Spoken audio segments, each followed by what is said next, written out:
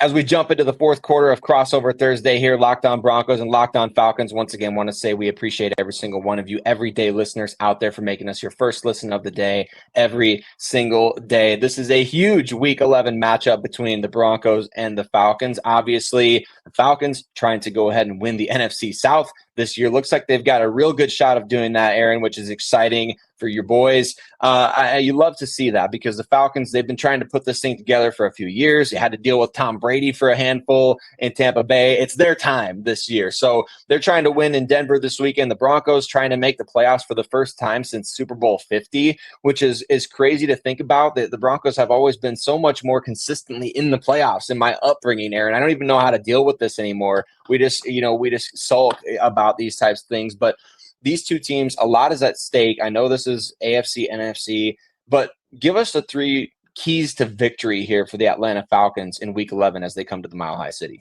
Yeah, you're right. This is one of a handful of playoff contenders that the Falcons are facing. And so if the Falcons wind up winning the NFC South, this is going to be a measuring stick to sort of see how they stack up against some of the other NFC teams that they may face in January. So I think the first key for the Falcons is to start fast. Basically, I looked up the stat that when the Falcons score a touchdown in the first quarter, they are 5-1 this year. And so you can do the math and basically tell you that they don't necessarily do nearly as well when they don't get at least 7 points in the first quarter of this game. So doing that against this Broncos defense, I think, will be huge for them to get off to a promising start.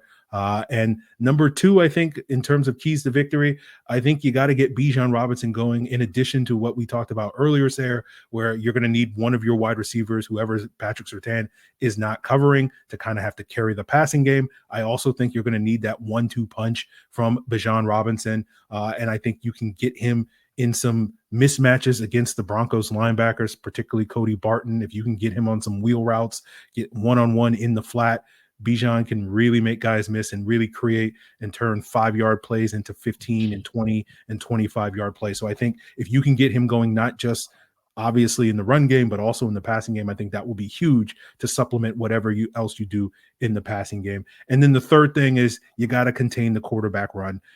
Bo Nix's legs can really be backbreaking killers for this Falcons defense that loves to play a bend but don't break style of defense.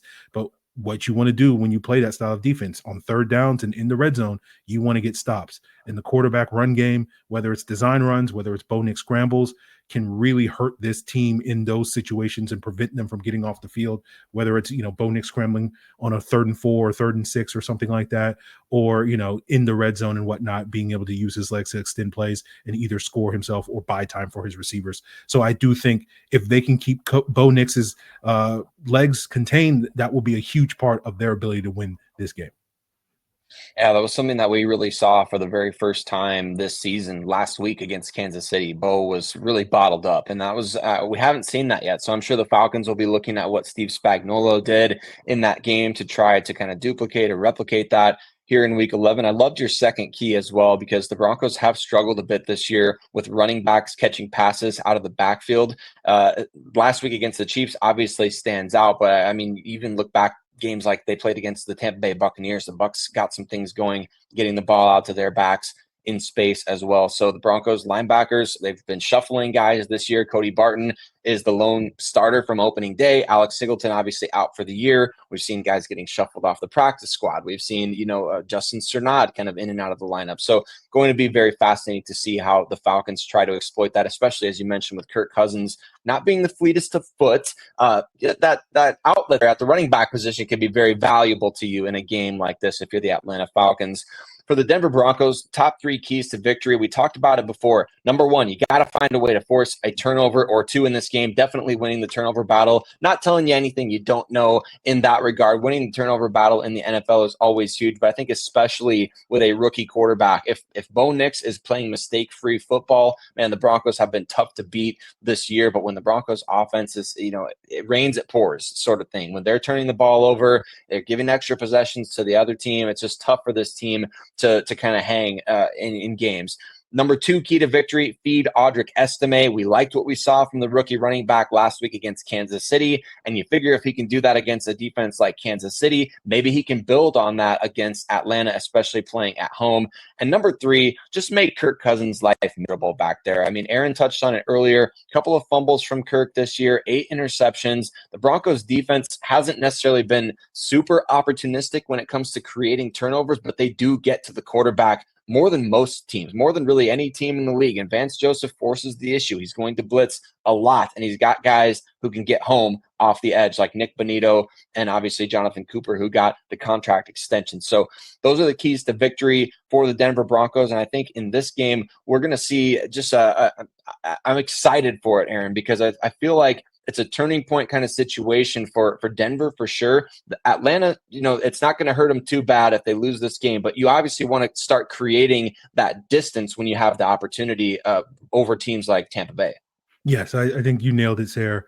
It's not the end of the world if the Falcons do lose this game. It's going to be a tough matchup. I think, like so many Falcon games this year, it's going to come down to the wire, who makes the plays in the final 5 minutes to win this game. And hopefully the Falcons will do that. And obviously, I know the Locked On Broncos listeners are not hoping for that.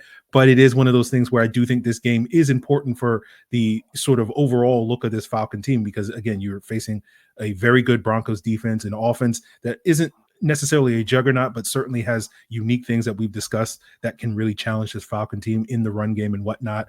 Cortland Sutton as well, and the growth and rapport that him and Bo Nix seem to be growing as the season wears on. So I think there are going to be some challenges for this Falcon team, and I think these challenges, their ability to respond to these challenges, will kind of tell you a lot about whether this team is, hey, are they a real deal playoff team in the sense of they can go against one of the better teams in the NFL this year and beat them in their own home stadium, or are the Falcons just a playoff team because they happen to play in a bad division? And I think this game can really tell us a lot about this Falcon team.